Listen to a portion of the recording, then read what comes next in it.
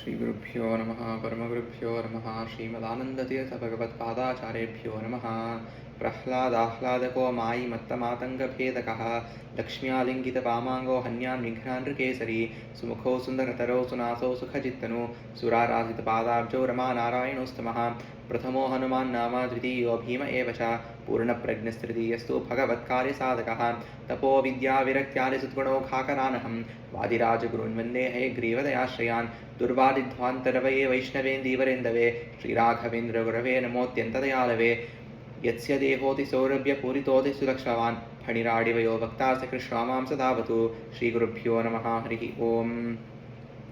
ರಾಘವೇಂದ್ರ ಸ್ವಾಮಿಗಳ ಪರಮ ಪವಿತ್ರವಾಗಿರುವಂತಹ ಆರಾಧನಾ ಸಂದರ್ಭದಲ್ಲಿ ನಾವು ಅಪ್ಪಣ್ಣಾಚಾರ್ಯರು ಮಾಡಿರುವಂತಹ ಮಂಗಳಾಷ್ಟಕದ ಪದ್ಯಗಳನ್ನು ನಾವು ನೋಡುತ್ತಾ ಬರುತ್ತಿದ್ದೇವೆ. ಇದರಲ್ಲಿ ಮುಂದೆ ನಾವು ನೋಡುತ್ತಾ ರಾಘವೇಂದ್ರ ಸ್ವಾಮಿಗಳು ಯಾವ ರೀತಿಯಾಗಿ ಅಧ್ಯಯನ ಮಾಡಿದರು, ಯಾವ ರೀತಿಯಾಗಿ ಅವರು ಸೇವಿತರಾಗಿದ್ದಾರೆ ಅಂತ ನಮ್ಮ ಅಪ್ಪಣ್ಣಾಚಾರ್ಯರು ಹೇಳ್ತಾರೆ. ನಾವೀಗಷ್ಟೇ ಪೂರ್ವದಲ್ಲೇ ನೋಡಿದ್ದೇವೆ. ವಿಶೇಷವಾಗಿ ಸುಧೀಂದ್ರ ತೀರ್ಥರ ಕರಕಮಲ ಸಂಜಾತರು ನಮ್ಮ ರಾಘವೇಂದ್ರ ಸ್ವಾಮಿಗಳು ಲಕ್ಷ್ಮೀಧವ ಪರಮಾತ್ಮನನ್ನು ಒಲಿಸಿಕೊಂಡವರು. ಅದೇ ರೀತಿಯಾಗಿ ಯಾರು ದುಶಾಸ್ತ್ರವನ್ನು ಹೇಳುತ್ತಾರೆ ಅವರ ವಿರುದ್ಧವಾಗಿ ಸಿಂಹದಂತೆ ಹೋರಾಡುವವರು ರಾಘವೇಂದ್ರ ಸ್ವಾಮಿಗಳು ಅಂತ ಈ ಎಲ್ಲ ಮಾತುಗಳು ಬಂದಿವೆ. ಈ ಎಲ್ಲ ಮಾತುಗಳ ಹಿನ್ನೆಲೆಯಲ್ಲಿ ರಾಘವೇಂದ್ರ ಸ್ವಾಮಿಗಳ ಅಧ್ಯಯನ ಕ್ರಮ ಹೇಗಿತ್ತು, ಯಾವ ಯಾವ ಶಾಸ್ತ್ರವನ್ನು ತಿಳಿದು ದುಶಾಸ್ತ್ರವನ್ನು ವಿಶೇಷವಾಗಿ ಅವರು ಖಂಡಿಸುತ್ತಿದ್ದರು, ಆದ್ದರಿಂದ ನಮಗೆ ಏನು ಉಪಯೋಗ ಅಂತ ನಾವು ವಿಶೇಷವಾಗಿ ತಿಳಿದುಕೊಳ್ಳೋಣ.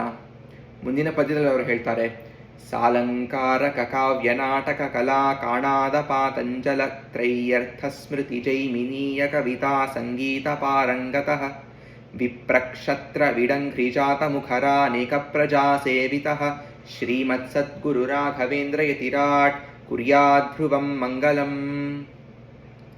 ಎರಡೇ ಎರಡು ವಿಶೇಷಣಗಳು ಬರುವಂತಹ ಈ ಪದ್ಯದಲ್ಲಿ, ಅದ್ಭುತವಾಗಿರುವಂತಹ ವಿಶೇಷಣಗಳು. ಸಾಲಂಕಾರಕ ಕಾವ್ಯ ನಾಟಕ ಕಲಾ ಕಾಣಾದ ಪಾತಂಜಲ ತ್ರಯ್ಯರ್ಥ ಸ್ಮೃತಿ ಜೈಮಿನೀಯ ಕವಿತಾ ಸಂಗೀತ ಪಾರಂಗತಃ. ಮೊದಲನೆಯ ಬಿರುದು ರಾಘವೇಂದ್ರ ಸ್ವಾಮಿಗಳಿಗೆ. ಎಷ್ಟು ಶಾಸ್ತ್ರಗಳನ್ನು ಅಧ್ಯಯನ ಮಾಡಿದ್ದಾರೆ ರಾಘವೇಂದ್ರ ಸ್ವಾಮಿಗಳು ಅಂದರೆ, ಯಾವ ಯಾವ ಶಾಸ್ತ್ರಗಳನ್ನು ಅಧ್ಯಯನ ಮಾಡಿದ್ದಾರೆ. ಸಾಲಂಕಾರ ಅಂದರೆ ಅಲಂಕಾರ ಸಮೇತ ಅಲಂಕಾರ ಶಾಸ್ತ್ರ, ಸಾಲಂಕಾರಕ ಕಾವ್ಯ ವಿಶೇಷವಾಗಿ ಕಾವ್ಯಶಾಸ್ತ್ರವನ್ನು, ನಾಟಕ, ಕಲಾ, ಕಾಣಾದ ಅಂದರೆ ಪ್ರಭಾಕರರ ನ್ಯಾಯ ವೈಶೇಷಿಕ ಏನಿದೆಯೋ ಅದು, ಪಾತಂಜಲ ಯೋಗಶಾಸ್ತ್ರ, ತ್ರೈಯರ್ಥ ಅಂದರೆ ಮೂರು ಅರ್ಥವುಳ್ಳಂತಹ ವೇದಗಳು ಅಂತ ಮಧ್ವಾಚಾರ್ಯರು, ತ್ರಯರ್ಥೋ ಸರ್ವವೇದೇಶು ಅಂತ ಏನು ಮಧ್ವಾಚಾರ್ಯರು ಹೇಳ್ತಾರೆ, ಮೂರು ಅರ್ಥಗಳು ಒಂದೊಂದು ವೇದದ ರುಕ್ಕಿಗೆ, ಆದ್ದರಿಂದ ತ್ರೈಯರ್ಥ ಅಂತ ನಾವು ಕರೆಯುತ್ತೇವೆ ವೇದವನ್ನು. ಅದಕ್ಕೂ ಕೂಡ ಅದನ್ನು ವಿಶೇಷವಾಗಿ ಅಧ್ಯಯನ ಮಾಡಿದ್ದಾರೆ. ಸ್ಮೃತಿ ಪುರಾಣಗಳು, ಜೈಮಿನೀಯ ಪೂರ್ವಮೀಮಾಂಸಾ, ಕವಿತೆಗಳು, ಸಂಗೀತ ಪಾರಂಗತಃ ಎಂಬುವಂತಹದ್ದು ವಿಶೇಷವಾಗಿ ಇಲ್ಲಿ ಬರುವಂತಹದ್ದು. ಒಂದೊಂದೇ ನಾವು ನೋಡುತ್ತಾ ಹೋದಾಗ ವಿಶೇಷವಾಗಿ ರಾಘವೇಂದ್ರ ಸ್ವಾಮಿಗಳು ಈ ಎಲ್ಲ ಕ್ಷೇತ್ರಗಳಲ್ಲಿ ಒಂದೊಂದರಲ್ಲಿ ಅವರು ಬರೆದಿರುವ ಕೃತಿ ನಮಗೆ ಉಪಲಭ್ಯವಿಲ್ಲ, ಆದರೂ ಕೂಡ ಅವರು ಅಧ್ಯಯನ ಮಾಡಿದ್ದಾರೆ ಎಂಬುದಕ್ಕೆ ಏನು ಪ್ರಮಾಣ ಅಂದರೆ, ಅವರ ಗುರುಗಳು ಪರಮಗುರುಗಳು ಇದರಲ್ಲಿ ಕೃತಿಗಳನ್ನು ಮಾಡಿದ್ದಾರೆ, ಅಂದರೆ ಅದನ್ನು ಅಧ್ಯಯನ ಮಾಡಿದ್ದಾರೆ, ಆ ಶಾಸ್ತ್ರವನ್ನು ತಿಳಿದುಕೊಂಡಿದ್ದಾರೆ ರಾಘವೇಂದ್ರ ಸ್ವಾಮಿಗಳು ಅಂತ. ಯಾಕೆಂದರೆ ಅವರಿಂದ ಪಾಠವನ್ನು ಕೇಳಿದ್ದಾರೆ ರಾಘವೇಂದ್ರ ಸ್ವಾಮಿಗಳು. ಎಂತಹದ್ದು ಅಂದರೆ ಅಲಂಕಾರ ಶಾಸ್ತ್ರ ಹಾಗೂ ಕಾವ್ಯಶಾಸ್ತ್ರ, ವಿಶೇಷವಾಗಿ ಸುಧೀಂದ್ರ ತೀರ್ಥರದಲ್ಲಿ ಅವರು ವಿಶೇಷವಾಗಿ ಈ ಕ್ಷೇತ್ರದಲ್ಲಿ ಅವರ ಕೊಡುಗೆ ಅಪಾರವಾಗಿರುವಂತಹದ್ದು. ಅದೇ ರೀತಿ ನಾಟಕಶಾಸ್ತ್ರದಲ್ಲೂ ಸುಧೀಂದ್ರ ತೀರ್ಥರ ಕಾವ್ಯಗಳು ಕೆಲವುದು ನಾವು ಚಿಂತಿಸಬೇಕಾದರೆ ವ್ಯಾಸರಾಜಾಭ್ಯುದಯ ಅಥವಾ ವೈರಾಗ್ಯ ತರಂಗ ಎಂಬುವಂತಹ ಎರಡು ಕಾವ್ಯಗಳು ವಿಶೇಷವಾಗಿ ಅವರು ರಚಿಸಿದ್ದಾರೆ. ಅದೇ ರೀತಿ ಎರಡು ನಾಟಕಗಳನ್ನು ಕೂಡ ತಾವು ಸಂಸ್ಕೃತದಲ್ಲಿ ರಚಿಸಿದ್ದಾರೆ, ಅಮೃತಹರಣ ಹಾಗೂ ಸುಭದ್ರಾ ಪರಿಣಯ ಎಂಬುವಂತಹದ್ದು. ಇವೆಲ್ಲದರಲ್ಲೂ ಅವರು ವಿಶೇಷವಾಗಿರುವಂತಹ ಅಲಂಕಾರ ಶಾಸ್ತ್ರದ ಪಾಂಡಿತ್ಯವನ್ನು ತೋರಿಸಿಕೊಟ್ಟಿದ್ದಾರೆ. ಅದೇ ರೀತಿ ಕಲಾ 64 ಕಲೆ, ಚತುಷ್ಷಷ್ಟಿ ಕಲಾವಲ್ಲಭರು, ವಿಶೇಷವಾಗಿ ವಿಜೇಂದ್ರ ತೀರ್ಥರಿಗೆ ಬರುವಂತಹ ಬಿರುದು ರಾಘವೇಂದ್ರ ಸ್ವಾಮಿಗಳ ಪರಮಗುರುಗಳು.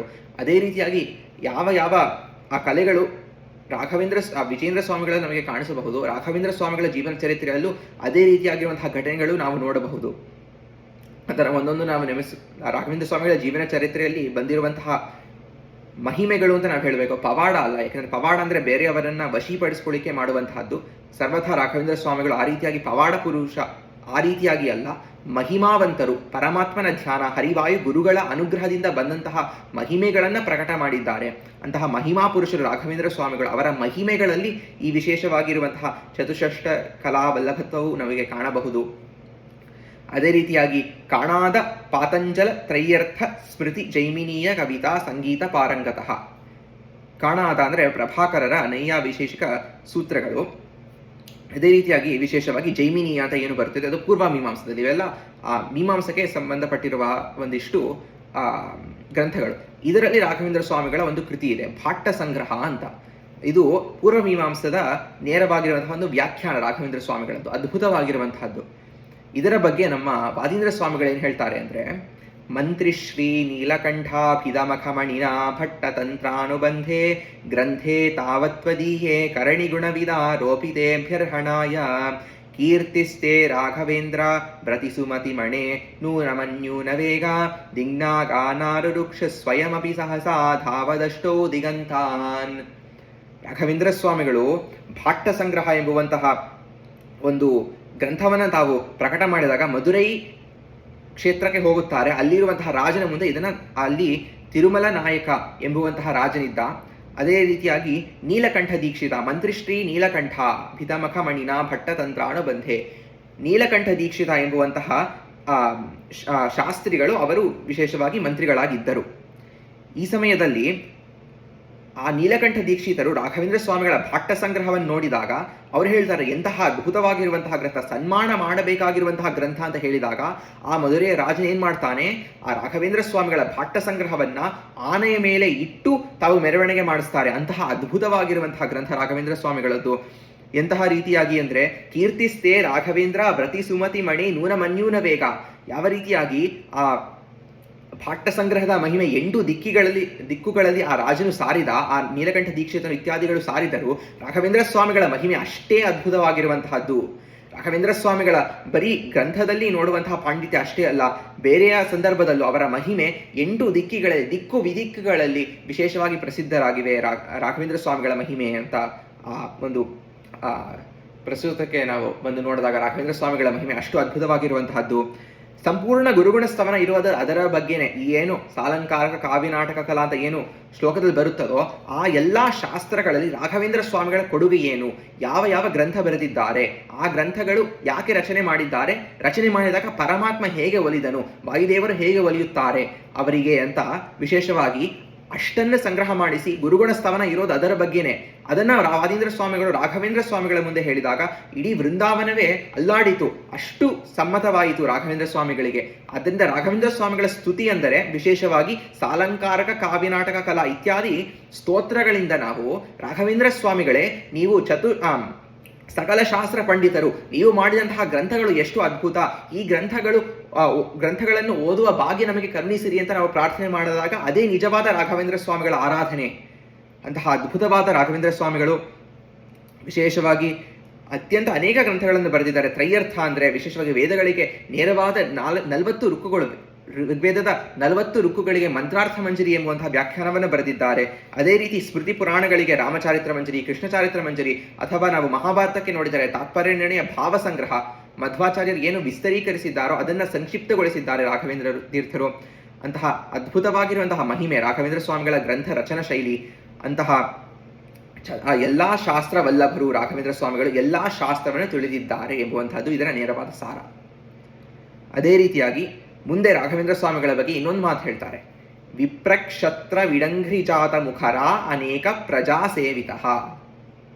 ರಾಘವೇಂದ್ರ ಸ್ವಾಮಿಗಳು ಪ್ರಾಯಶಃ ಒಂದು ನಮ್ಮ ಮಾಧ್ವ ಸನ್ಯಾಸಿಗಳಲ್ಲಿ ಕೆಲವರು ಬಹಳ ಖ್ಯಾತಿ ಹೊಂದಿರೋವರು.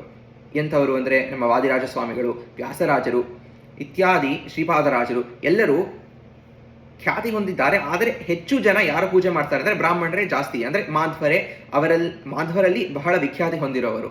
ಹೆಚ್ಚು ಬ್ರಾಹ್ಮಣೇತರರು ಅಷ್ಟು ಅವರ ಬಗ್ಗೆ ಗೊತ್ತಿಲ್ಲ, ಹಾಗೂ ಅಷ್ಟು ಸೇವೆ ಮಾಡೋದಿಲ್ಲ. ಮಾಡಲ್ಲ ಅಂತಲ್ಲ, ಆದರೆ ಅಷ್ಟು ಸ್ವಲ್ಪ ಕಮ್ಮಿ ಮಾಧ್ವರಿಗಿಂತ. ಅಂದರೆ ರಾಘವೇಂದ್ರ ಸ್ವಾಮಿಗಳ ವಿಷಯದಲ್ಲಿ ಸರ್ವಥಾ ಆಗಿಲ್ಲ. ಪ್ರಾಯಶಃ ಬ್ರಾಹ್ಮಣರಿಗಿಂತ ಬ್ರಾಹ್ಮಣೇತರರೇ ರಾಘವೇಂದ್ರ ಸ್ವಾಮಿಗಳ ಭಕ್ತರು ಹೆಚ್ಚು. ಅಷ್ಟು ಅದ್ಭುತವಾದ, ಎಲ್ಲರೂ ತಮ್ಮ ಯೋಗ್ಯತಾನುಸಾರವಾಗಿ ತಮ್ಮ ವರ್ಣಾಶ್ರಮದ ಧರ್ಮದ ಅನುಗುಣವಾಗಿಯೇ ರಾಘವೇಂದ್ರ ಸ್ವಾಮಿಗಳನ್ನು ಸೇವೆ ಮಾಡ್ತಿದ್ದಾರೆ. ಇದನ್ನೇ ನಮ್ಮ ಅಪ್ಪಣ್ಣಾಚಾರ್ಯರು ಕೂಡ ಹೇಳ್ತಾರೆ. ವಿಪ್ರ ಅಂದರೆ ಬ್ರಾಹ್ಮಣರು, ಕ್ಷತ್ರ ರಾಜರು ವಿಶೇಷವಾಗಿ ಕ್ಷತ್ರಿಯರು, ವಿಠ್ ಎಂಬುವಂಥದ್ದು ವಿಶೇಷವಾಗಿ ವೈಶ್ಯರು, ಅಂಘ್ರಿಜಾತ ಅಂದರೆ ಶೂದ್ರಾದಿಗಳು ಇತ್ಯಾದಿ ಎಲ್ಲ ಜಾತ ಮುಖ ವಿಪ್ರ ಕ್ಷತ್ರಿ ವಿಡಂಘ್ರಿ ಜಾತ ಮುಖರ ಅನೇಕ ಪ್ರಜಾ ಸೇವಿತ ಇತ್ಯಾದಿ ಅನೇಕ ಪ್ರಜೆಗಳಿಂದ ಸೇವಿತರಾದವರು ರಾಘವೇಂದ್ರ ಸ್ವಾಮಿಗಳು. ಅವರ ಜೀವನ ಚರಿತ್ರೆಗಳಲ್ಲಿ ನಾವು ನೋಡುತ್ತೇವೆ. ಅಪ್ಪಣ್ಣಾಚಾರ್ಯರು ಇತ್ಯಾದಿ ಬ್ರಾಹ್ಮಣರಿಂದ ಸೇವಿತರಾಗಿದ್ದಾರೆ. ಕ್ಷತ್ರರು ಅಂದರೆ ವಿಶೇಷವಾಗಿ ಛತ್ರಪತಿ ಶಿವಾಜಿಯವರನ್ನ ಅನುಗ್ರಹ ಮಾಡಿದ್ದಾರೆ ರಾಘವೇಂದ್ರ ಸ್ವಾಮಿಗಳು. ತಂಜಾವೂರಿನ ರಾಜ ಅಥವಾ ಮಧುರೆಯ ರಾಜ ಈಗಷ್ಟೇ ನಾವು ನೋಡಿದ್ದೇವೆ, ಅಂತಹ ಮಹಾರಾಜಾನುರಾಜರನ್ನ ಅನುಗ್ರಹ ಮಾಡಿದ್ದಾರೆ. ಅದೇ ರೀತಿಯಾಗಿ ವೈಶ್ಯಾದಿ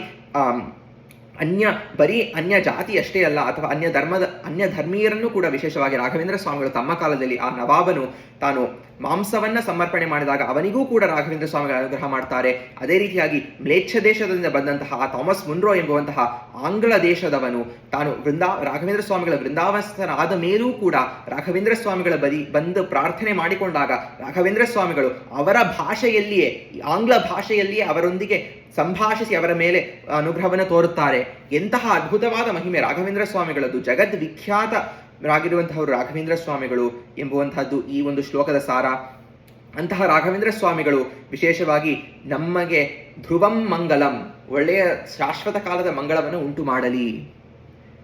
ಈ ಒಂದು ಶ್ಲೋಕದ ಅರ್ಥದಲ್ಲಿ ಇದನ್ನು ನೋಡಿದಾಗ ಮತ್ತೆ ನಾವು ರಾಘವೇಂದ್ರ ಸ್ವಾಮಿಗಳು ಸಕಲ ಶಾಸ್ತ್ರವನ್ನು ತಿಳಿದಂತಹ ಮಹಾನುಭಾವರು ಅಂತ ನಾವು ಉಪಾಸನೆ ಮಾಡಿದಾಗ ಆ ಉಪಾಸನೆ ಯಥಾಯಂ ಉಪಾಸನೆ ತಥೈವ ತಂಭವತಿ, ನಮ್ಮ ಯೋಗ್ಯತಾನುಸಾರವಾಗಿ ರಾಘವೇಂದ್ರ ಸ್ವಾಮಿಗಳ ಗ್ರಂಥದ ಅಧ್ಯಯನದ ಭಾಗ್ಯ ನಮಗೆ ದೊರಕಲಿ. ರಾಘವೇಂದ್ರ ಸ್ವಾಮಿಗಳೇ ನೀವು ಮಾಡಿದಂತಹ ಗ್ರಂಥಗಳು, ನೀವು ಕೊಂಡಾಡಿರುವಂತಹ ಆ ಮಧ್ವಾಚಾರ್ಯರು ಮಾಡಿದಂತಹ ಗ್ರಂಥಗಳು, ಆ ಗ್ರಂಥಗಳಲ್ಲಿ ಇರುವಂತಹ ವಿಷಯ ನಮಗೂ ಕೂಡ ಅಲಂಕಾರ ಶಾಸ್ತ್ರದಲ್ಲಿ ಅಥವಾ ಕಾವ್ಯಶಾಸ್ತ್ರದಲ್ಲಿ, ನಾಟಕ, ಕಲಾ ಅಥವಾ ಸ್ಮೃತಿ ಪುರಾಣಗಳಲ್ಲಿ, ತ್ರಯ್ಯರ್ಥ ಇತ್ಯಾದಿ ಎಲ್ಲ ಶಾಸ್ತ್ರಗಳಲ್ಲಿ ಏನೇನು ವಿಷಯಗಳಿವೆಯೋ, ಅಥವಾ ಸಂಗೀತ ವಿಶೇಷವಾಗಿ ಇಲ್ಲಿ ಬಂದಿರುವಂತಹದ್ದು ವೀಣಾ ವೆಂಕಟ ಪಂಡಿತರು, ರಾಘವೇಂದ್ರ ಸ್ವಾಮಿಗಳು ಎಲ್ಲ ಕ್ಷೇತ್ರಗಳಲ್ಲಿ ಯಾವ ಯಾವ ವಿದ್ಯೆ ರಾಘವೇಂದ್ರ ಸ್ವಾಮಿಗಳು ಆ ವಿದ್ಯೆಯಲ್ಲಿ ಮಹಾನುಭಾವರು ಶ್ರೇಷ್ಠರು ಅಂತ ನಾವು ಚಿಂತಿಸಿದಾಗ ಆ ವಿದ್ಯೆಯ ಒಂದು ಸ್ಪರ್ಶ ನಮಗೂ ಕೂಡ ನಮ್ಮ ಯೋಗ್ಯತಾನುಸಾರವಾಗಿ ಆಗುತ್ತದೆ.